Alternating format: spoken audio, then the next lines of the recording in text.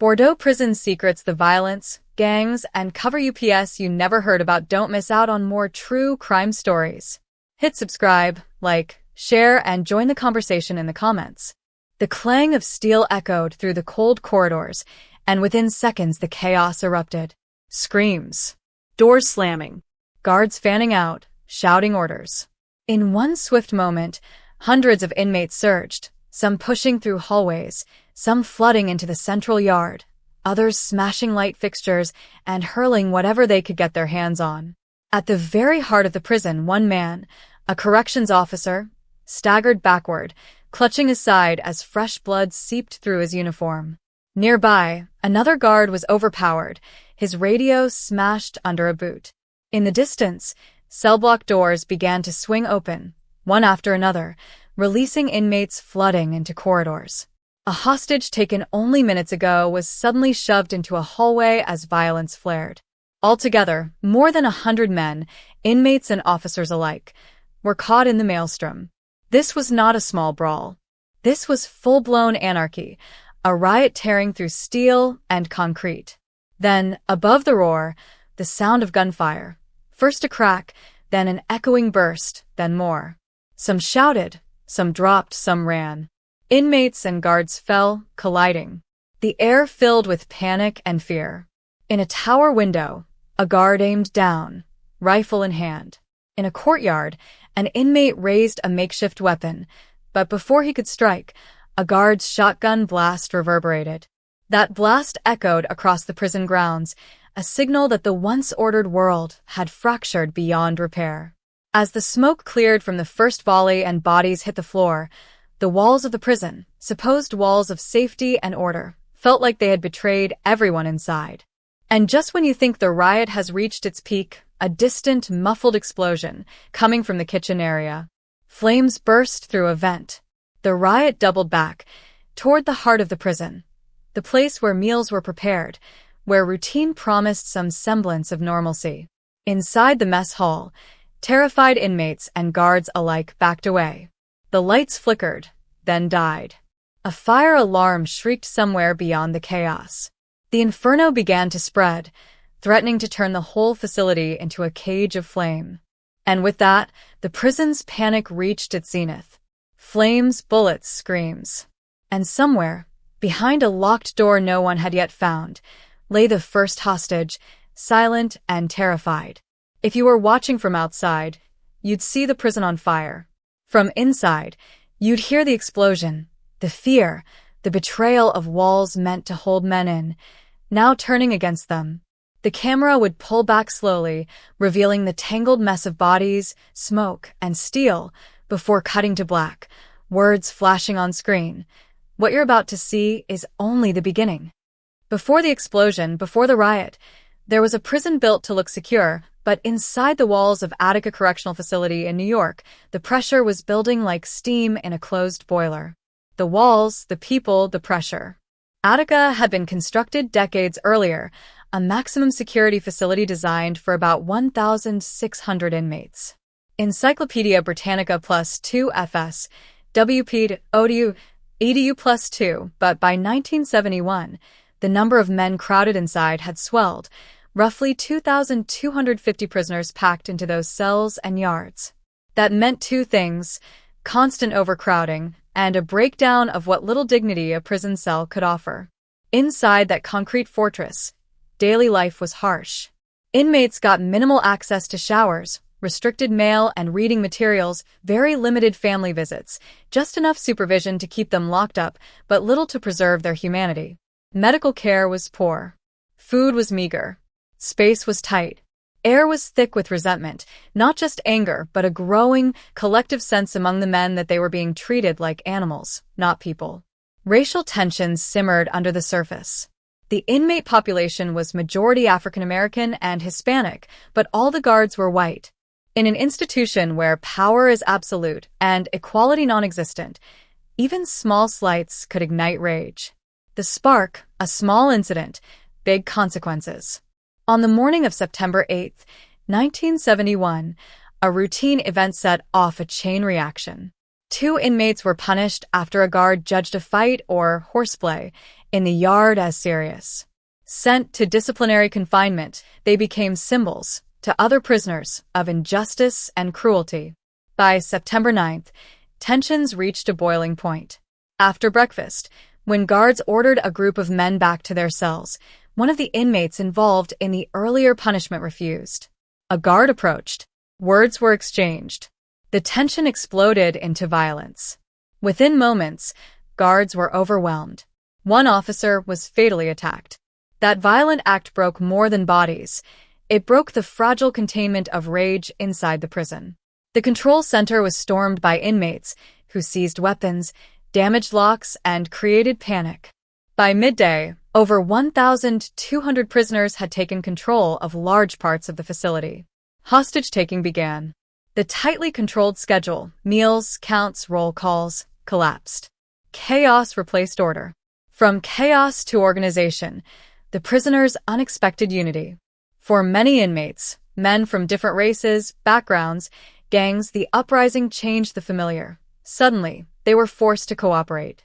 Not all rebellion is raw chaos.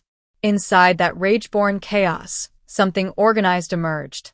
Prisoners created a security squad to guard hostages. They held meetings. They picked negotiators. One of their publicly spoken spokesmen, a young prisoner, read demands to the outside world: better living conditions, fair treatment, an end to cruel abuse and neglect. The message was simple: we are men. They demanded dignity. Journalists, activists, and observers, human rights advocates, were allowed inside as mediators. For a moment, it seemed there might be a solution through negotiation. There was real hope. Maybe, just maybe, the prison could transform. The waiting game, negotiations, and growing tension. From September 9th through September 12th, days of tense back and forth. Inmates, organized but desperate, demanded more humane conditions. Outside, pressure mounted. Politicians, media, families, civil rights groups, all watched, waiting. The guards and state authorities were under pressure too. But there was distrust on both sides. The prisoners insisted on amnesty. The administration refused. The guards and troopers amassed outside. Word spread that a storming might come. Inside, fear of betrayal, of violence grew. Each night, more whispers. Rumors. Would they surrender? Would the authorities strike? The prisoners tried to hold it together. The security squad patrolled the yard. The hostages remained alive. The demands remained clear. But beneath the surface, many men feared the worst. The calm before the storm. On the evening of September 12th, the lights in the yard were dim. In the cells, men paced, whispered. Guards peered through windows beyond the walls. Outside, sirens. Helicopters. Troopers gathering. The air smelled of fear and sweat. The walls seemed to shrink, the silence louder than any shout. For the inmates, the moment felt like holding a gun to your own head, waiting for the trigger that might never come, but knowing it could at any second. For the hostages, every breath was survival. For the outside world, the headlines flickered. Prison under siege, hostages held, negotiations ongoing. No one could sleep. Not really. And neither side could guarantee tomorrow. As midnight passed, the final ultimatum was delivered. The guards demanded unconditional surrender. The inmates refused, insisting on their demands. The air crackled. The stage was set. All that remained was that one spark, that one decision, and every man inside Attica, prisoner or guard, human or hostage, would be forced to choose. Sunlight glinted off the razor wire fences. But inside the walls of Attica, it wasn't peace that greeted the morning. It was fear. On September 13th, 1971, the moment of truth arrived. For 4 days, the inmates had held strong. About 1,281 of them stood in D-Yard, an open exercise field surrounded by high walls and watchtowers. They held roughly 40 guards and staff hostage. Negotiations had dragged on. The prisoners demanded humane treatment, decent food, regular showers, fair visitation, medical care, less censorship, basic dignity. But on that morning, the state-appointed deadline came: surrender or force. The ultimatum was read aloud to the inmates. The tension was thick. Outside, state police and troopers gathered. Inside, the atmosphere was taut as a wire. Wikipedia +2, Encyclopedia Britannica +2. As ordered by authorities, helicopters hovered overhead. Tear gas canisters fell into the prison yard. Within seconds, white smoke curled and rolled across D Yard. A harsh wind carried its sting across the field, burning eyes, choking lungs. Guards and officers converged from the catwalks and towers, weapons in hand. Then came the gunfire. Shots cracked, echoing off concrete and steel. Buckshot, rifles, bullets raining over the yard. Hostages and inmates alike, men who had once shared the same concrete cells, fell. Some simply dropped where they stood. Others tried to crawl. Some raised their hands, hoping to surrender. None were spared.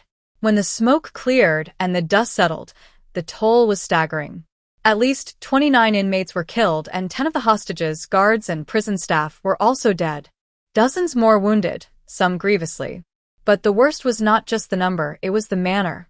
For decades, prison authorities claimed the hostages had been mutilated, throats slashed, bodies desecrated. That lie became the initial justification for the brutal assault. Yet autopsies told a different story. Every single one of the 10 hostages had died from law enforcement gunfire, not by the hands of inmates. History +1. As officers regained control of the grounds, the horror didn't end. Many surrendered inmates were forced to lie naked, crawl across broken glass, a gauntlet of nightsticks and humiliation. Some were beaten, some shot even as they tried to surrender. The silence that followed felt like a wound. In the battered little rooms where survivors had been dragged, there were men shivering, men crying, men who had waited, trusted the negotiation process, and thought maybe there was a chance for their lives to return to normal. Outside, the world watched in shock. The massacre at Attica, 43 dead including hostages and inmates, was now the bloodiest prison uprising in U.S. history. But even as the riot ended, the smoke cleared. A deeper fire was just beginning. Questions of justice, truth, cover-ups, and accountability. Because the official version of inmates cutting their hostages' throats was now proven false. And so, as the bodies were carried out, the wounded dragged off, the empty bunks left, a different kind of tension filled the air. The tension of memory, of truth, of justice. For the men who survived, for the families of those who died, for the public that demanded answers. That morning, the prison walls held bodies. But in the aftermath, the walls began to crack.